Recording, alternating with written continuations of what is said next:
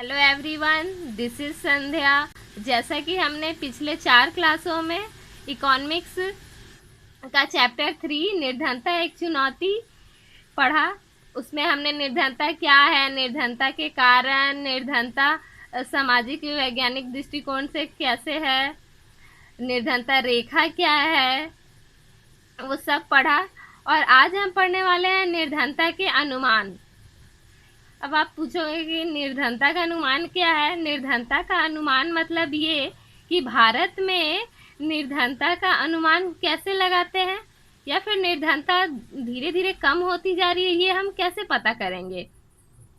तो आज हम यही पढ़ेंगे। भारत में निर्धनता अनुपात में वर्ष 1993 और 1994 में लगभग 45% से वर्ष 2004 और 5 में 37.2% तक महत्वपूर्ण गिरावट आई है। ये तो अच्छी बात है कि भारत में निर्धनता पहले बहुत ज़्यादा थी, धीरे धीरे कम होते जा रही है। जैसे कि आप बुक में पढ़ोगे 1973 के बाद से दिया है, उसमें 2 दशक गिरावट आई है। यहाँ हम पढ़ रहे हैं 93 और 94 में लगभग 45% कम हुई है निर्धनता, और 2004 और 5 में 37.2% तक बहुत अच्छा गिरावट आई है।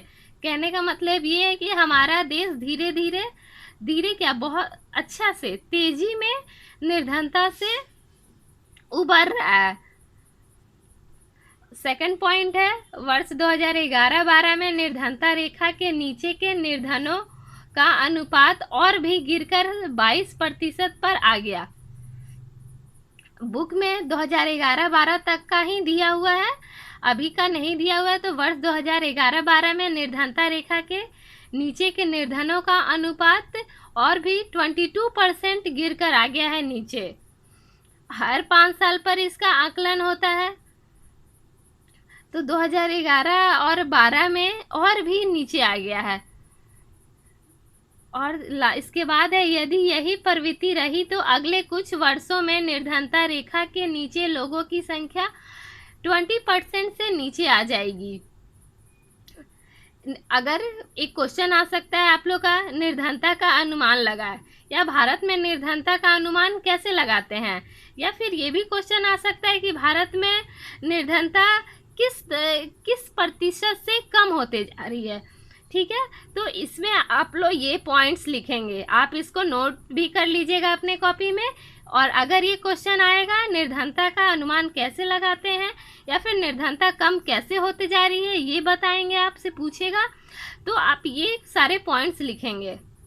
ठीक है, और लास्ट है, निर्धन लोगों की संख्या वर्ष 2004 और 5 में 407 मिलियन से गिरकर 270 मिलियन वर्ष 2011-12 में हो गई, जिसमें औसत गिरावट 2.2% आई।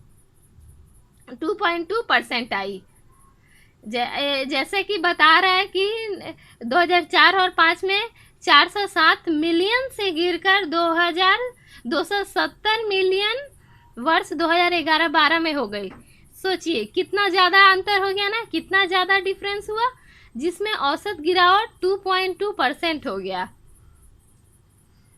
तो आप इसका नोट्स बना लेंगे। आपको समझ में आया निर्धनता का अनुमान कैसे लगाते हैं, और निर्धनता का अनुमान 1993 से लेके 2012 तक के बीच क्या क्या है। तो ये सबको आप याद कर लेंगे कि पॉइंट, परसेंटेज, कितना कितना, कौन से साल में कितना कितना है। ठीक है, जैसे कि हमने देखा धीरे धीरे 1973 का बुक में दिया हुआ है, और हम इसमें 93 से बताए हैं, 93 से भी दिया हुआ है, और 1973 का, और 1973 और 93 के बीच भारी गिरावट आई है। और उसके बाद भी देखिए, जो कि हमने आपको अभी लिखकर बताया है, इतना गिरावट आई है। तो आपने देखा कैसे धीरे धीरे निर्धनता से कैसे ये होते गया है, कम होते गया है हमारे देश में। तो ये आप अच्छे से पढ़ लेना, देख लेना, इसमें इस साल, परसेंटेज, कितने मिलियन, ये सब अच्छे से नोट कर लो। ये एक क्वेश्चन है, इसका प्रॉपर आंसर है, आप इतना लिखोगे तो भी चलेगा, और आप इसको डिटेल में बुक में पढ़ोगे, इसका दिया हुआ है तालिका 3.1 में निर्धनता का अनुमान कैसे लगाते हैं वो भी दिया हुआ है, आप देख लेना और अच्छे से समझ लेना। नेक्स्ट टॉपिक हम पढ़ेंगे असुरक्षित समूह, वल्नरेबल ग्रुप। वल्नरेबल ग्रुप बोलते हैं इंग्लिश में असुरक्षित ग्रुप को। हमने पढ़ा था वैज्ञानिक दृष्टिकोण से निर्धनता में असुरक्षा के बारे में कि असुरक्षा क्या है, वही आज हम बताएंगे कि असुरक्षित समूह, गरीबी के कारण असुरक्षित समूह पे क्या प्रभाव पड़ता है। गरीबी रेखा के नीचे के लोगों को अनुपात भी सभी सामाजिक समूह और अर्थशास्त्र श्रेणियों के लिए समान नहीं है। अब असुरक्षित समूह होता क्या है, जैसे कि हमने उस क्लास में आपको बताया था कि गरीबी के कारण कौन सा ऐसा समूह या ग्रुप जो सबसे ज़्यादा असुरक्षित है, जिस पे सबसे ज़्यादा खतरा है, जिससे सबसे ज़्यादा प्रॉब्लम है निर्धनता से, गरीबी से। वही लिखा हुआ है कि गरीबी रेखा के नीचे के लोगों का अनुपात भी सभी सामाजिक समूह, कहने का मतलब है कि गरीबी रेखा के नीचे के लोगों का परसेंटेज जो है सभी सामाजिक समूह, जैसे सामाजिक ग्रुप होता है, सोशल ग्रुप और अर्थशास्त्र इकोनॉमिक्स श्रेणियों के लिए भी समान नहीं है। उन्हें समाज में, जैसे कि मैंने बताया था कि अगर जातिवाद है या फिर ऐसे भी लोग, कोई सोसाइटी है जिसमें सिर्फ अमीर लोग रहते हैं, वहाँ अगर कुछ गरीब लोग आके रहने लगेंगे तो वो लोग वहाँ उसे रहने नहीं देंगे, वहाँ से हटाकर उन्हें वैसे हटा देंगे, तो वो फिर वैसे लोग के बीच जाकर रहने लगेंगे जो उनके जैसे गरीब और निर्धन है। तो सामाजिक भी भेदभाव रहता है, इसके वजह से भी वो असुरक्षित रहते हैं, क्योंकि उन्हें वैसे जगहों पे जाके रहना पड़ता है। अगर वो अच्छी जगहों पे रहते तो हो सकता है उनका डेवलपमेंट हो जाता, वो सबको देखकर अपने आप को भी आगे बढ़ा लेते हैं या उनके जैसा देख के बहुत कुछ सीख लेते हैं लोगों से, पर ऐसा नहीं होता है। तो सामाजिक दृष्टिकोण से भी उन्हें समान अधिकार नहीं मिल पाता है, उन्हें दिक्कत होती है। और इकोनॉमिकल, अर्थशास्त्र से तो होती ही होती है, क्योंकि अब लोग उन्हें काम नहीं देते हैं, लोग उन्हें रहने नहीं देते हैं, तो इस कारण वो कमा नहीं पाते हैं, या ऐसे भी तो नहीं कर पाते हैं उतना, तो उन्हें इकोनॉमिकल भी काफ़ी प्रॉब्लम हो जाती है। कहने का मतलब है कि गरीब लोगों का इकोनॉमिकल भी, अर्थशास्त्र श्रेणी भी बाकी लोगों से जैसा सम्मान नहीं होता है, उसमें भी डिफरेंस होती है। इस पॉइंट में ये बताता है कि गरीबी रेखा के से नीचे के जो लोग हैं उनका परसेंटेज सामाजिक समूह और अर्थशास्त्र के दृष्टिकोण से भी सामान्य नहीं है। हर जगह से हर तरह से उन पे खतरा है, सिर्फ पैसे से ही नहीं कि वो गरीब है, और भी हर तरह से सामाजिक लोगों को भी उन्हें रहने नहीं देते हैं, भगा देते हैं। फिर इकोनॉमिकल प्रॉब्लम तो उन्हें है ही, अर्थशास्त्र श्रेणियों से भी उन्हें दिक्कत होती है, उनका इकोनॉमिकल प्रॉब्लम रहता है।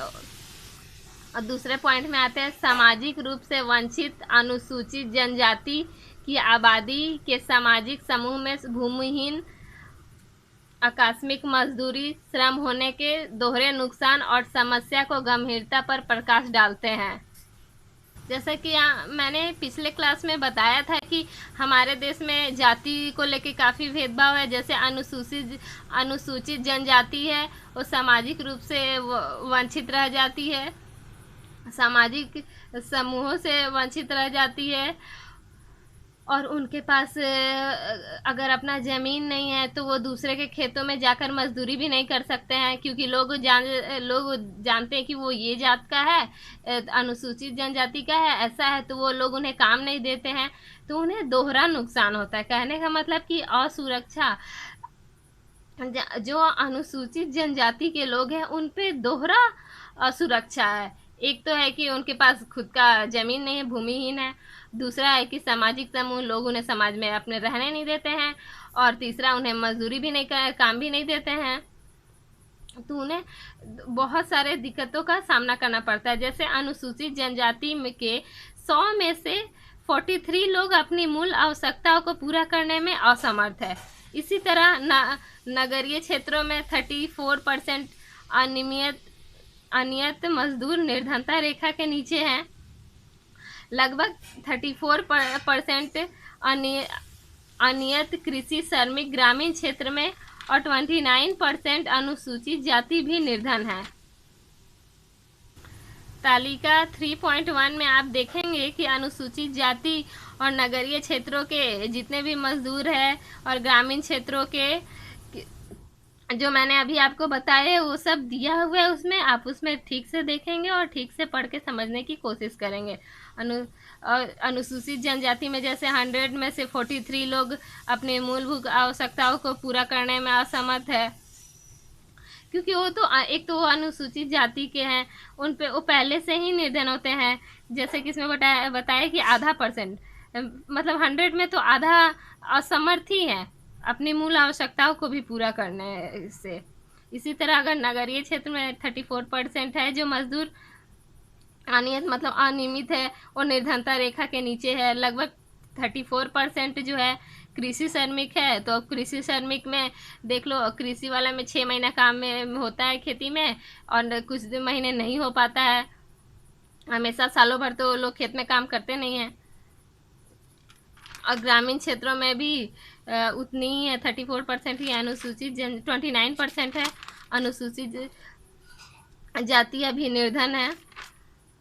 अब थर्ड पॉइंट पे आते हैं, एक परिवार के भीतर आय की असमानता।